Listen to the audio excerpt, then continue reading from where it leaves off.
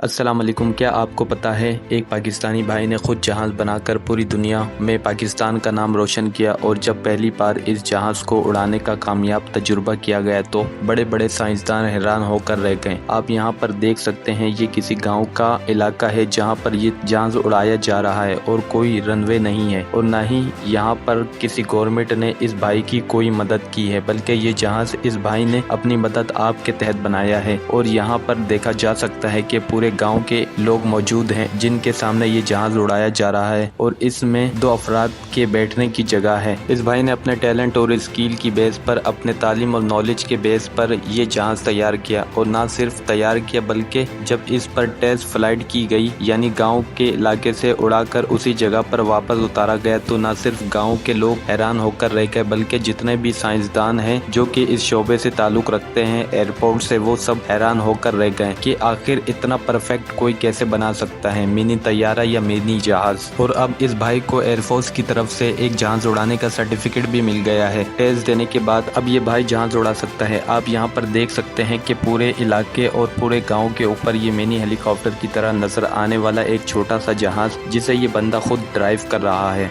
दोस्तों, हमें इस बंदे को दांत देनी चाहिए और इस बंदे की हौसला अफजाई करनी चाहिए, क्योंकि आजकल हमारे पाकिस्तान में ऐसे नौजवान बहुत कम रह गए हैं। आजकल पाकिस्तान में जिसे देखो वो टिकटॉकर बना फिरता है और टिकटॉक पर नाच गाना करता नजर आता है।